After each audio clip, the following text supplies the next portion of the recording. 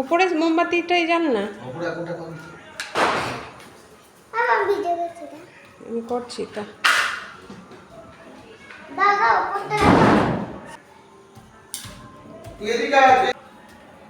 বৃষ্টি আসো প্রণাম করবে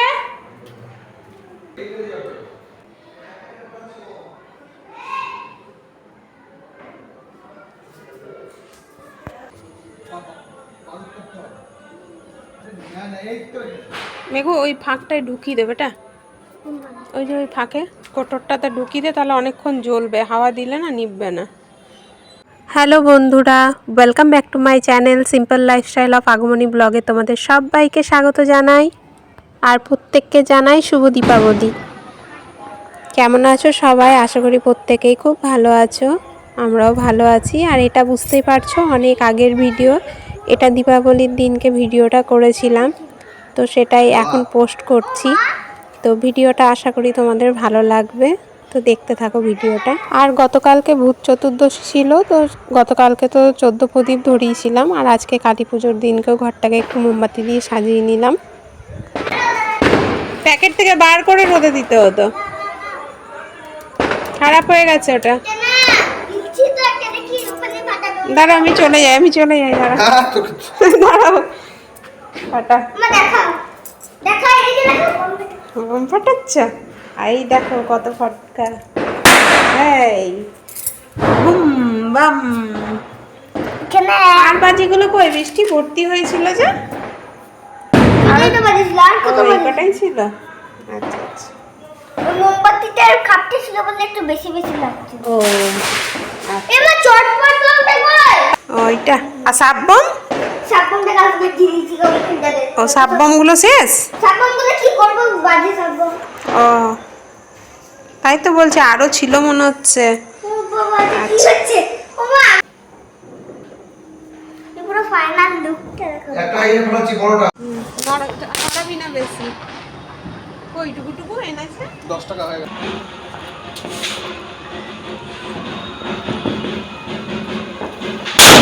বাবা না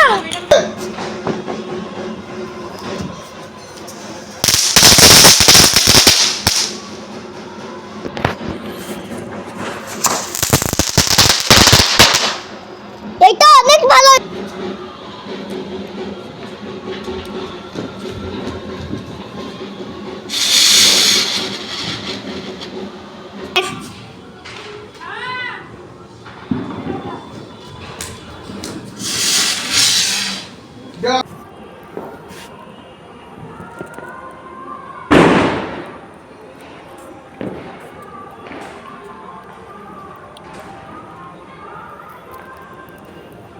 ওই গো দুটো একসাথে উপরে তোল।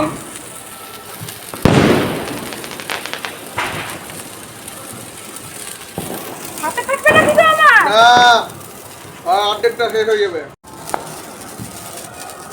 নে ধর, তুই ধর ধর, নিচে নামিয়ে ধর, দাও ওকে দাও। না নে ধর, এখানটা ধর, এখানে এরকম করে ধরো, এরকম ধরো, ধরো ধরো।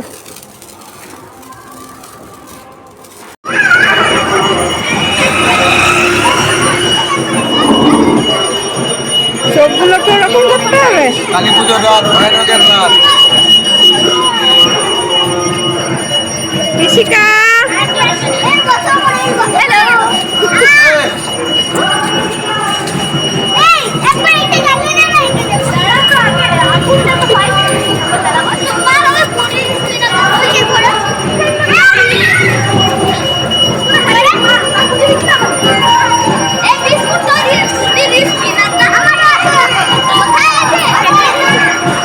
আর বাড়ি থেকে চলে এসেছি সোজা দুর্গা মন্দিরে। তো এখানে কালী পুজো শুরু হবে একটু পরেই, এখন ওই ঘড়িতে 9টা মতো বাজে, তো 9:30 পৌনে 10টা থেকে পুজো শুরু হয়ে যাবে।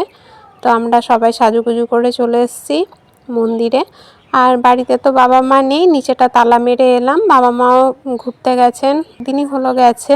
তো অনেক জায়গা ঘুরবে আর কি, কাকা শ্বশুরের বাড়ি গেছে, পিস শাশুড়ির বাড়ি গেছে, তারপর মা বাপের বাড়ি যাবে, ভাইদেরকে ফোঁটা দেবে। তো ভাই ফোঁটার পরেই ফিরবে, তাই নিচেটা ফাঁকা। তো তালা মেরে আমরা 4 জনেই চলে এসেছি। আর এখানে এই যে এখন পুজো শুরু হয়ে গেছে, পুজো দেখছি, তারপরে ভোগ প্রসাদ খেয়ে বাড়ি যাব। তো খিচুড়ি ভোগ রান্না হয়েছে, তো দেখো পুজোটা।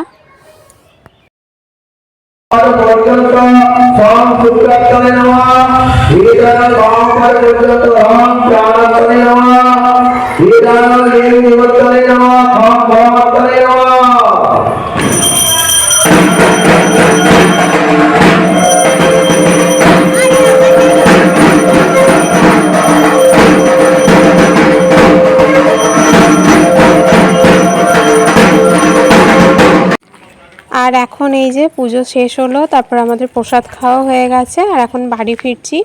তো আমাদের দাদা ভাই আর বড় মেয়ে একটু আগেই বাড়ি গেছে, আর আমরা একটু পরে, আসলে ছোটো মেয়ের খেতে তো একটু সময় লাগে, তো ওকে খাইয়ে দিচ্ছিলাম, তাই একটু আমরা আর কি লেট করে যাচ্ছি। আর এটা দেখো আমাদের হরি মন্দিরের সামনেও একটা কালী ঠাকুর হয়েছে, প্রতি বছরই হয়। আর প্যান্ডেলটা দেখো ভীষণ সুন্দর করেছে। তো এই ঠাকুরটাও ভীষণ সুন্দর দেখতে হয়েছে, আমাদের দুর্গা মন্দিরের ঠাকুরটাও খুব সুন্দর হয়েছে। আর এবারে না বাইরে ঠাকুর দেখতে যাওয়া হবে না, ভেবেছিলাম আজকে তো এখানে পুজো দেখলাম, কালকে একটু ঠাকুর দেখতে বেরোবো, কিন্তু কালকে আমি আর থাকছি না, যাব হচ্ছে বাপের বাড়ি। তো সেই কারণেই এখন ঘড়িতে প্রায় 1টা বেজে গেছে, 1টা মনে হয় পেরিয়েই গেছে, অনেকটাই রাত হয়ে গেছে। আর ভোর 3টের সময় আমাদেরকে উঠতে হবে, কারণ ভোরের ট্রেনেই যাব। তো 2 ঘন্টা মতো শোয়া হবে, ছোটো মেয়ে তখন আবার ঘুম থেকে উঠতে পারবে না। আর এই যে দেখছো হরি মন্দিরটা, আমাদের হরি মন্দিরটা আছে বলে এখানে যেন তো মাঝে মধ্যেই অনুষ্ঠান হয়, বেশ ভালো লাগে। আর এটা একদম তোমাদের সাথে দেখা করছি ভোরবেলাতে। তো আমরা একদম ভোরের ট্রেনটা ধরেছিলাম, এটা তোমার ওই 4:50 এরকম সময় ট্রেনটা ছাড়ে। আর বাড়ি থেকে বেরিয়েছি 4:15 নাগাদ। তো তোমাদের দাদাভাই যাবে না, আমাদেরকে অন্ডালে ট্রেনটাতে চাপিয়ে দিল। এই ট্রেনটাতে গেলে সুবিধা কী বলো তো, সাঁইথিয়াতে গিয়ে আর চেঞ্জ করতে হবে না, একদম আমি বাড়ির কাছে গিয়ে নামবো, তারাপীঠে গিয়েই নামবো, তারাপীঠ স্টেশনে আর কি। আর বেলা ট্রেন ধরলে 12:40 যে ট্রেনটা আছে, তো ওটা আবার অন্ডালে নামতে হবে, আবার সাঁইথিয়াতেও নামতে হবে, আর অনেকটা সময়ও চলে যায়। আর এটা খুব তাড়াতাড়ি পৌঁছে যাব, একদম সকাল সকাল 8টার মধ্যে বাড়িতে নেমে যাব। আর দেখো বাইরে কি কুয়াশা, পুরো সাদা হয়ে রয়েছে। তো যাই হোক, দেখো আমি চলে এসেছি আমার গন্তব্যস্থলে। তো এইটা হচ্ছে তারাপীঠ স্টেশন, মানে এইখানটা এরকম করেছে দেখে যেন মনে হবে মানে মন্দিরের মতো আর কি। তো দাদা আর ভাইপো নিতে চলে এসছে। আর আমার বেশি বড় ব্যাগ হয়নি জানো তো, আমি আমার জন্য কিচ্ছু আনিনি, খালি মেয়ে দুটোর জামা নিয়ে এসেছি দুটো দুটো করে। আসলে বেশি দিন থাকবো না, 2-3 দিনের জন্য এসেছি, আর সেরকম কোথাও যাওয়ারও নেই, তাই ওদের জন্যই নিয়ে এসেছি। আর আমি তো যখনই আসি আমার জন্য নিয়ে আসিই না, বৌদি প্রতিবারই বলে কিছু আনতে হবে না, আর আমি ইচ্ছে করেও আনি না। এখানে এলে বৌদিরগুলো পরা হয়, আমারগুলো তো আমি পরিই ধরো। আর আমাদের দেখো স্টেশনটাতে কত ভিড়, আগে জানো 1-2 টোটো দাঁড়িয়ে থাকতো, আর এখন দেখো কত টোটো। আর আমি এখানে ভিডিও করছি বলে আবার অনেকেই আমাকে ঘুরে ঘুরে দেখছিল, তো লজ্জাও লাগছিল, তাও ভাবলাম তোমাদেরকে একটু স্টেশনটা দেখাই, তাই আর কি ভিডিওটা করলাম। আর তারপরে স্টেশন থেকে আমাদের বাড়ি একদম 5 মিনিট, ওই যে স্টেশন থেকে বেরোলাম আর এই একটু সোজা এসেই আমাদের বাড়িটা। প্রতিদিন এখানে 60-65 মেশিন থাকছে জানি। বড় বড় মানে মেঘুর থেকে লম্বা। কি সারবো আদিরা কালকে ওদের জানলায় ঢুকে গিয়েছিল। কাদের? ওই সনদ মামাদের? বাবা, এখানটা তো আবার কি জল জমে গেছে। না, এই জলটা জমে আছে বলেই।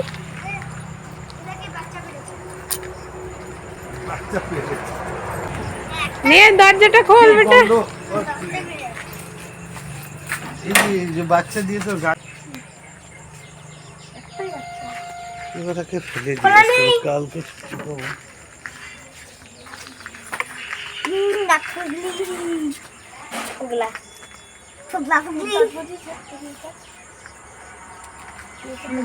ভিডিও করছে।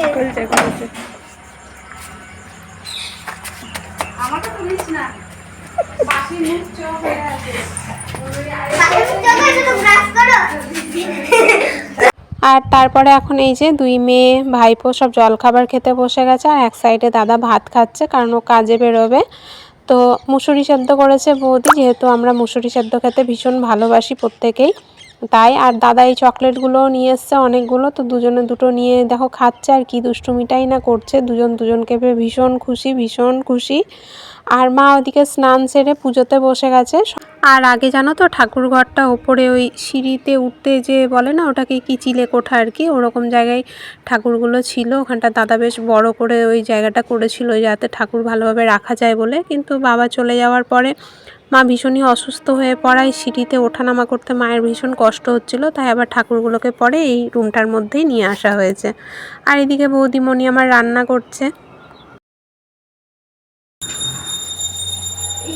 কে মানে বাবা নন করনি, তাহলে ভিডিও করছে। মানে কি তুই এগুলো জানিস না, ওরকম দেখতে লাগছে, কেমন লাগছে? হ্যাঁ আমি করেছি। এখন ভিডিও ওরকম করেছি।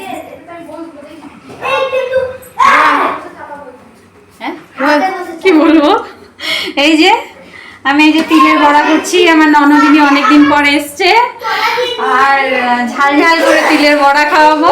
প্রথমে মিষ্টি খাইয়ে দিয়েছি ননদকে, দিয়ে মিষ্টি মুখ করিয়ে দিয়েছি, এই যে এবার ঝাল ঝাল খাওয়াবো বলে এই যে তিলের বড়া করছি। আর জানলার বাইরেটা দেখো কি সুন্দর লাগছে, একদম সবুজ, দূরে দূরে ঘর আর পুরো চারিদিকটাই একদম সবুজে ঘেরা, ভীষণ ভালো লাগে। আর প্রচণ্ড হাওয়া বাতাস বাড়ির মধ্যে।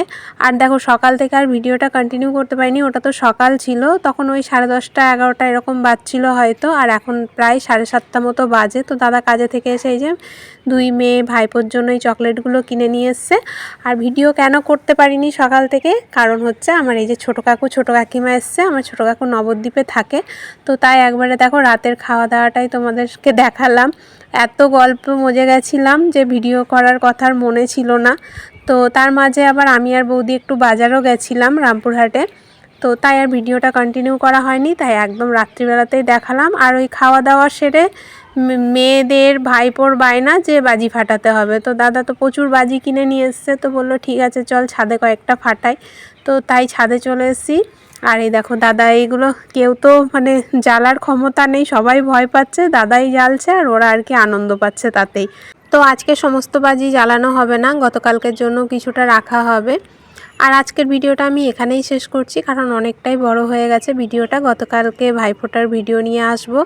আশা করি আজকের ভিডিওটা তোমাদের ভালো লাগবে দেখতে, তো প্লিজ ভালো লাগলে লাইক কমেন্ট করতে ভুলো না। আমার সকল বন্ধুদেরকে টাটা, গুড নাইট।